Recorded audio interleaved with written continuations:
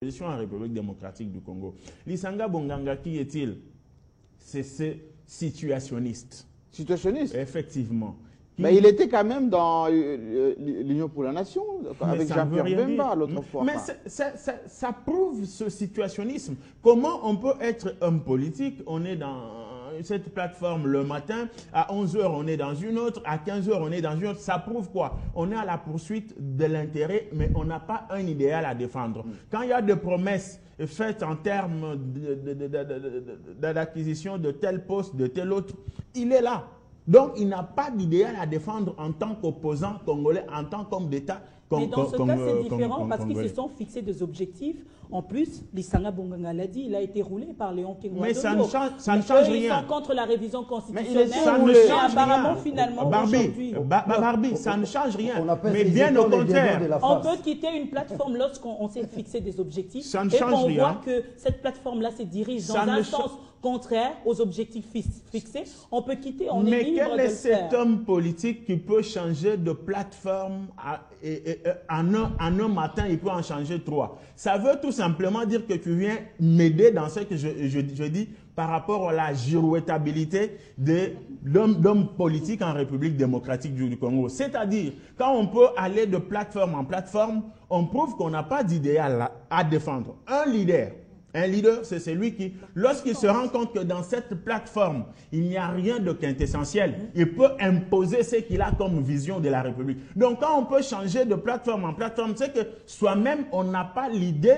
de ce qu'on veut que la République démocratique du Congo vienne demain. Donc, ça, c'est le cas de Lisanga. Oui. Pour parler de Kengo Adondo, oui, pour que l'on comprenne ce qu'est Kengo aujourd'hui, oui, il faut comprendre que c'est un fin dribbleur. Il a commencé... Comment dribbleur ou un fin politique? Je le prouve. Non, dribbleur. Nous, on parle de faits. Avant de dribbler Lisanga Bonganga aujourd'hui, oui, encore que un voleur n'a jamais voulu être volé, comprenez pourquoi Lisanga Bonganga est en train de s'agiter.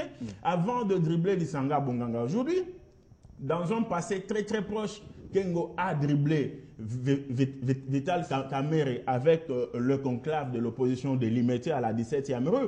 Alors que Soutani. Faut partir d'abord de Soutani. Tout part de là. Je pars du passé plus récent vers le plus lointain. Donc, à Limité, Vital Kamerhe s'est rendu compte que c'était un bon à rien. Lorsqu'il arrive, Kengo lui-même a orchestré un voyage en Europe alors qu'il n'avait pas été prévu. Mais Bongongo était présent. Kamerhe se retrouve face à qui? À Bongongo qui était maître à tout faire. Kamerhe s'est rendu compte qu'il n'avait rien à faire. Mais dans un passé plus lointain, en passant par Sulutani, Kengo Adondo doit dribbler même Tshisekedi avec les forces du conclave. On arrive au palais de la nation.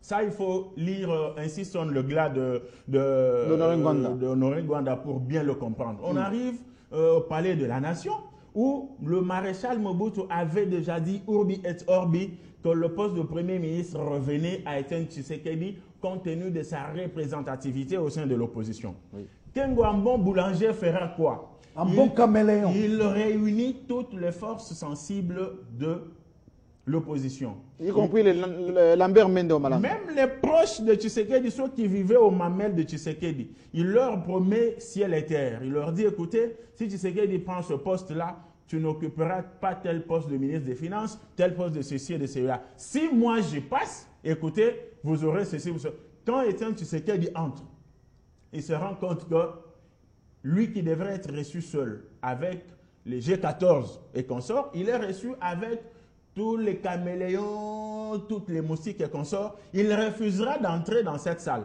Et ce refus lui coûtera cher parce que c'est Kungulu Mobutu, fils du maréchal, qui retirera Tshisekedi en termes d'honneur, comme c'est son parrain de baptême, de les déposer quelque part. Et tout se fera dans l'antichambre de Mobutu et Kungu deviendra Premier ministre. C'est pour dire quoi?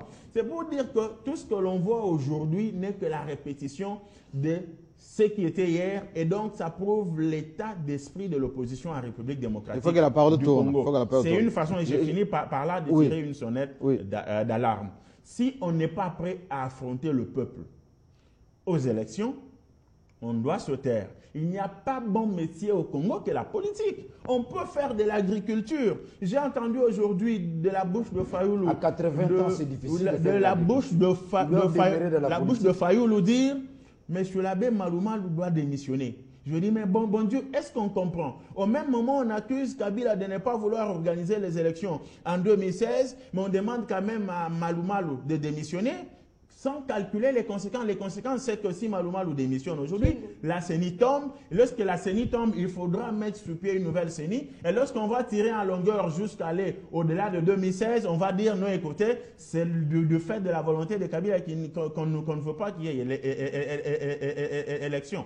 J'ai compris qu'il y a des opposants, mieux des oppositionnistes, qui ne sont capables de rien, mais qui veulent maintenir le suspense autour de leur personnalité en se gardant présents et dans les têtes des individus et dans les médias, alors qu'ils sont incapables de nous dire combien de militants ils ont pour le compte de leur parti politique sur toute l'étendue de la République. Merci bien. Alors, mais il est de l'opposition démocratique. Ah, c'est toi qui le dis. Hein. Non, il n'est pas de l'opposition républicaine. Bon, mais il travaillait quand même avec André Kimbuta pendant longtemps. Il s'est ressaisi. Et il a dansé le moutouachi pour lui pour qu'il le mette quelque part quand ça n'a pas tenu, comme il ne s'est pas retrouvé dans ce pouvoir. Il a basculé. Alors, Christelle Wanga. Encourageons ceux qui choisissent les biens. Merci bien. Oui, c'est vrai. C'est pas en se disant les oppositions qu'on choisit les biens. Enfin. Juste une question. En parlant des oppositions, on peut parler de Félix Tshisekedi, quand il a tenu le point de presse à Bruxelles, il y a une quinzaine de jours, où il dit qu'il ne ferait jamais coalition avec Kamere, ni hier, ni aujourd'hui, ni demain. Et lui-même, Tshisekedi, Félix, est contesté par ses représentants comme étant des combattants, qui eux aussi sont dans l'opposition, pour une bonne partie.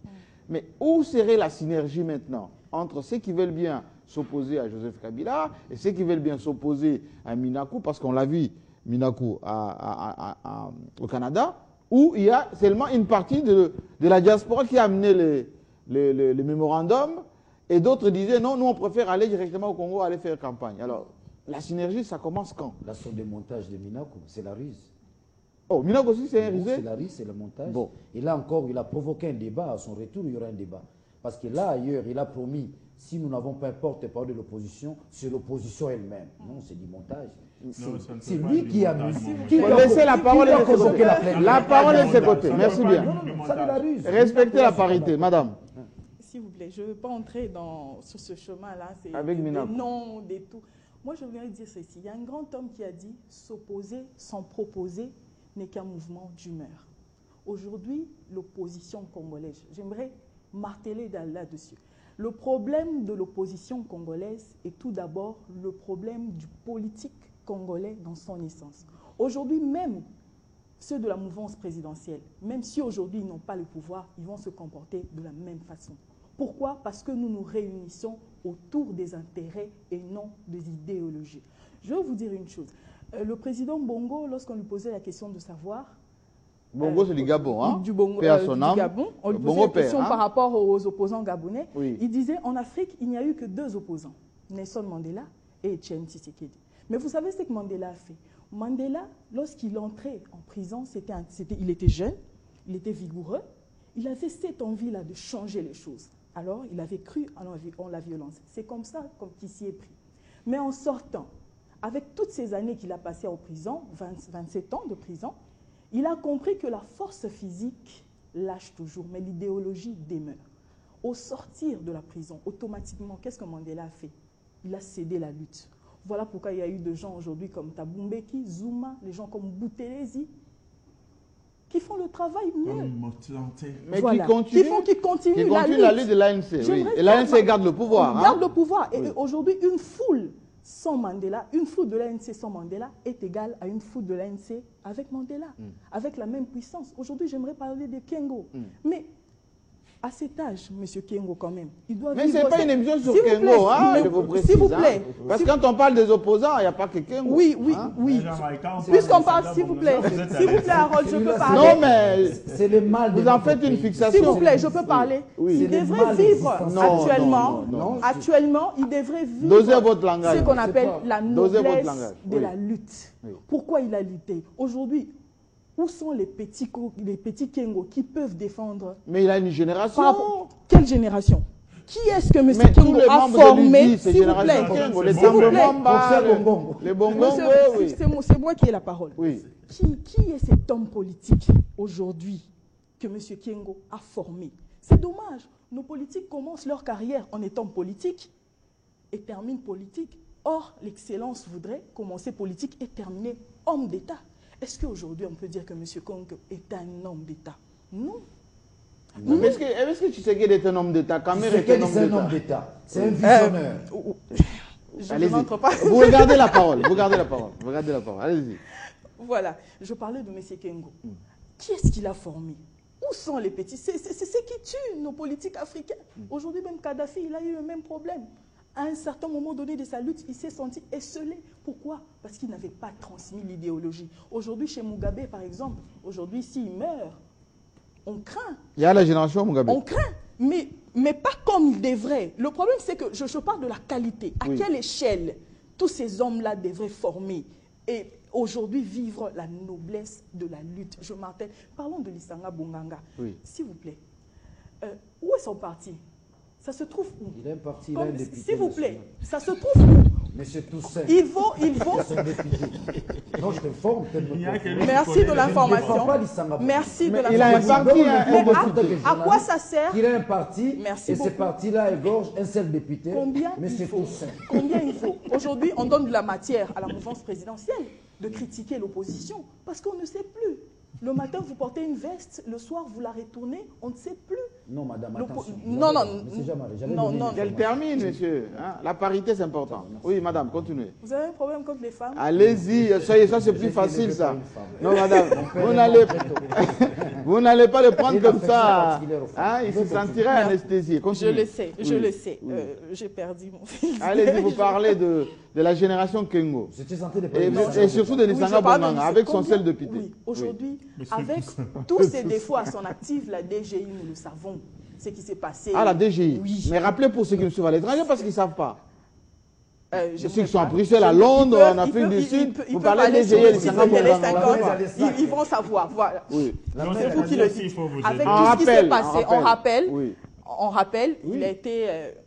Oui, la main dans Il le est sac. allé Voilà, avec la main. ses pairs députés nationaux dans une commission Non, d'enquête c'est le à la DGI.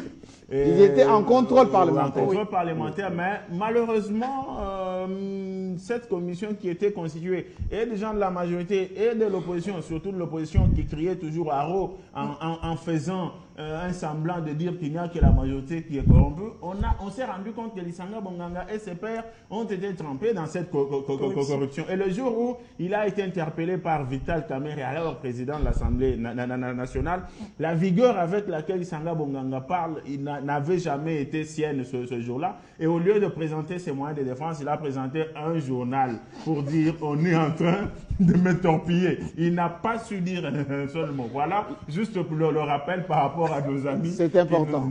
C'est important. Voilà. Mais Roger Lumbala aussi était dans la commission Kayemba.